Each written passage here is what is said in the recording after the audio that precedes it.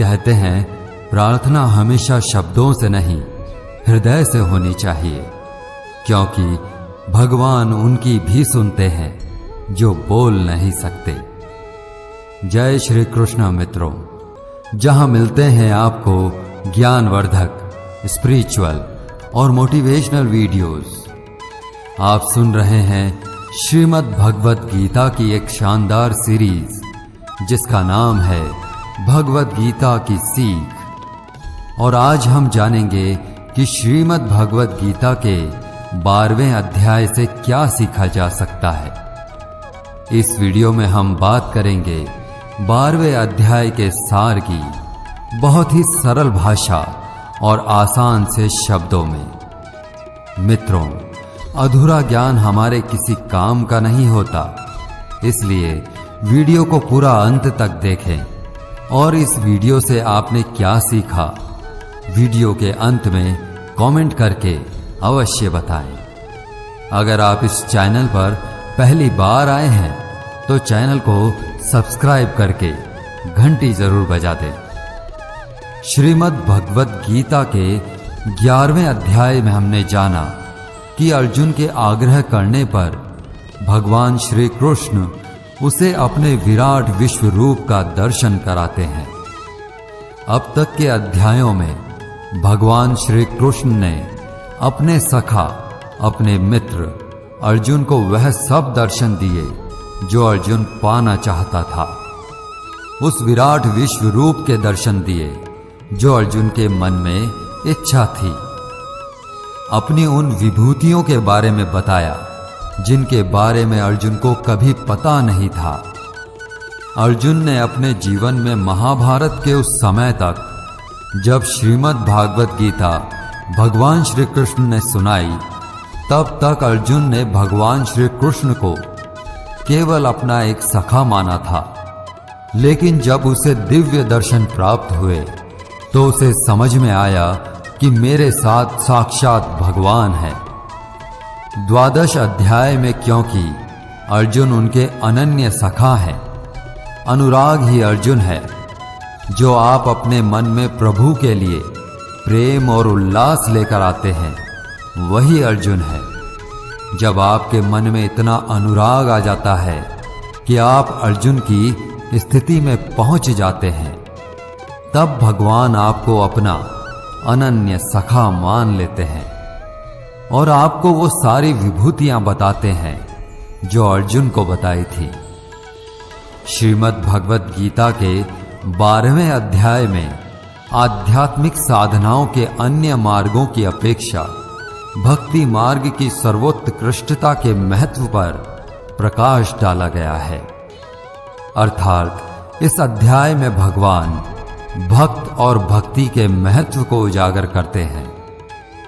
इस अध्याय में हम जानेंगे कि अपने लक्ष्य पर कैसे अडिग रह सकते हैं और एक विद्यार्थी को विद्यार्थी जीवन में क्या करना चाहिए।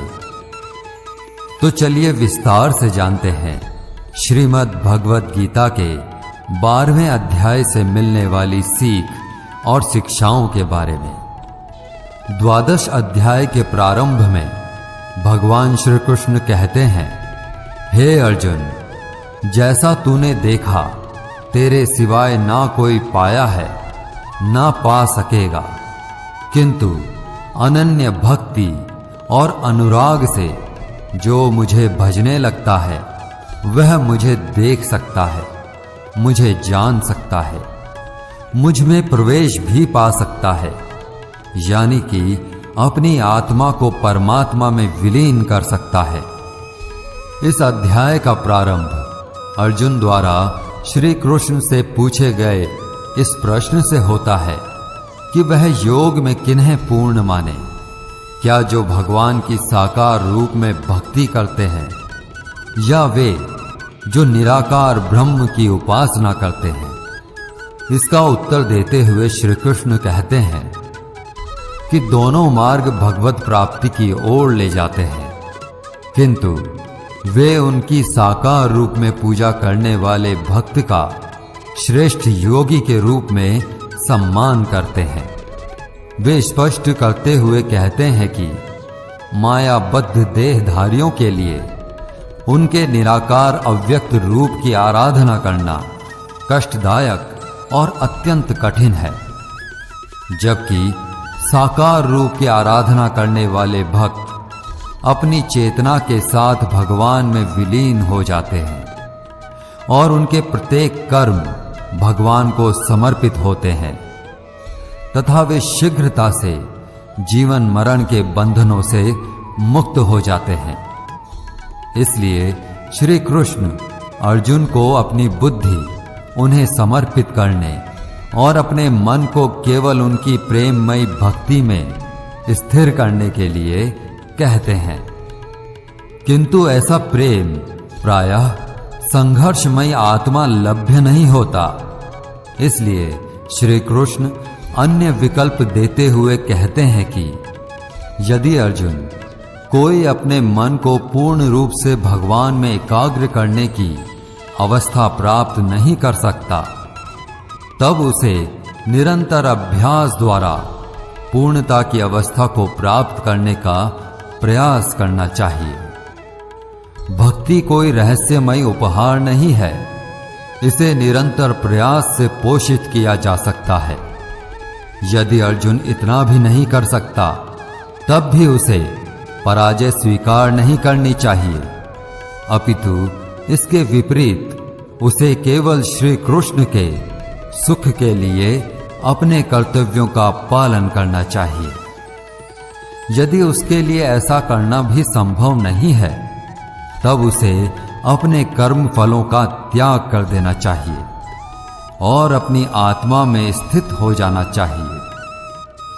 अब श्री कृष्ण बताते हैं कि लौकिक कर्मों से श्रेष्ठ ज्ञान का अर्जन करना है और ज्ञान अर्जन करने से श्रेष्ठ ध्यान है और ध्यान से श्रेष्ठ कर्म फलों का त्याग करना है, जो तुरंत परम शांति प्राप्त करने के मार्ग की ओर ले जाता है। इस अध्याय में उनके प्रिय भक्तों के अद्भुत गुणों का वर्णन किया गया है, जो भगवान को अत्यंत प्रिय है। इस अध्याय के प्रारंभ में अर्जुन कहते हैं, एवं सतत युक्ता ये भक्तास्त्वाम पर्युपासते ये चाप्यक्षरमय वक्तम तेषाम के योग वित्तमहा। अर्थात अर्जुन ने पूछा, आपके साकार रूप पर दृढ़ता पूर्वक निरंतर समर्पित होने वालों को या आपके अव्यक्त निराकार रूप की आराधना करने वालों में से आप किसे योग में पूर्ण मानते हैं? इस बात का उत्तर देते हुए भगवान श्री कृष्ण कहते हैं कि मयया वेश्य मनो ये माम नित्य युक्ता उपासते श्रद्धया पर्योपेतास्ते मे युक्तमा मतहा। अर्थात वे जो अपने मन को मुझ में स्थिर करते हैं और सदैव दृढ़ता पूर्वक पूर्ण श्रद्धा के साथ मेरी भक्ति में तल्लीन रहते हैं, मैं उन्हें सर्वश्रेष्ठ योगी मानता हूं। अतः अर्जुन ने जब यह प्रश्न पूछा कि हे भगवान, आपको क्या मानकर पूजना ज्यादा अच्छा है, साकार रूप या फिर निराकार रूप? श्री कृष्ण ने कहा, जो भक्त मन को एकाग्र करके श्रद्धा से युक्त होकर मुझ सगुण रूप परमेश्वर को भजते हैं, वे मुझे योगियों में श्रेष्ठ लगते हैं।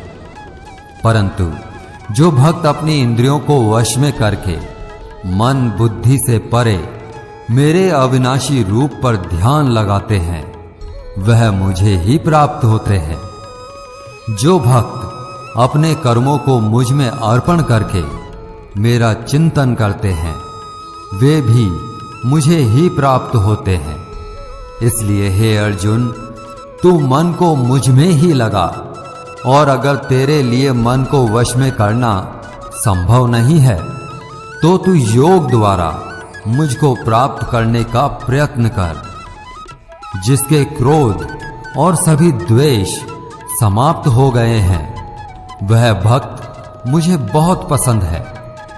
अगर तू मन को रोकने के अभ्यास में भी असफल है तो तू मेरे लिए कर्तव्य परायण हो जा और कर्म फल का त्याग कर दे। अभ्यास से ज्ञान श्रेष्ठ है, ज्ञान से मुझ परमेश्वर का ध्यान श्रेष्ठ है, और इस ध्यान से भी श्रेष्ठ है सभी कर्मों के फल का त्याग करना, जिससे तुरंत ही शांति मिलती है। जो व्यक्ति हर तरह के सुख दुख, शत्रु और मित्र भाव, लाभ हानि, मोह और इच्छा, हर तरह के मौसम से मुक्त है और सभी प्राणियों को बराबर देखता है, और जो अपने मन और इंद्रियों को पूरी इच्छा शक्ति से वश में किए है, वही परम आनंद के लिए श्रेष्ठ है। जो निंदा और प्रशंसा को एक समान समझता है, जो किसी भी स्थान पर किसी भी भोजन के साथ रह सकता है, अर्थात जो कुछ भी मिल जाए उसमें ही संतुष्ट रहता है, वह भक्त मुझे श्रेष्ठ लगता है। और उसमें भी जो निष्काम भाव से अपना कर्म करते हैं, जो यहाँ प्रकट किए गए इस अमृत रूपी ज्ञान का आदर करते हैं और मुझ में ही विश्वास करते हैं तथा निष्ठापूर्वक मुझे अपना परम लक्ष्य मानकर मुझ पर समर्पित होते हैं, वे मुझे अति प्रिय हैं। दोस्तों, इस अध्याय में बताया गया है कि आपको अपने खुद के पुराने अनुभवों से सीखना चाहिए। एक विद्यार्थी को या एक उस इंसान को जो अपने जीवन में बहुत कुछ बड़ा करना चाहता है, उसे स्वयं को अपने गुरु को समर्पित कर उनके द्वारा दिखाए गए उचित मार्ग का चयन करके अपने लक्ष्य की प्राप्ति के लिए कर्म करना चाहिए। उसे जीवन की आसक्तियों से मुक्त होना चाहिए, कम खाना चाहिए और हर तरह की भावनाओं से ऊपर उठकर सिर्फ मैं अपने लक्ष्य कैसे प्राप्त करूं या मैं अपना सपना कैसे पूरा करूं। मित्रों, आशा करता हूं कि आपने इस वीडियो से बहुत कुछ सीखा होगा। वीडियो को लाइक और शेयर करके कमेंट में जय श्री राधे कृष्ण अवश्य लिखें। भगवान श्री कृष्ण आपको हमेशा प्रसन्न रखें। जय श्री राधे कृष्णा। राधे राधे।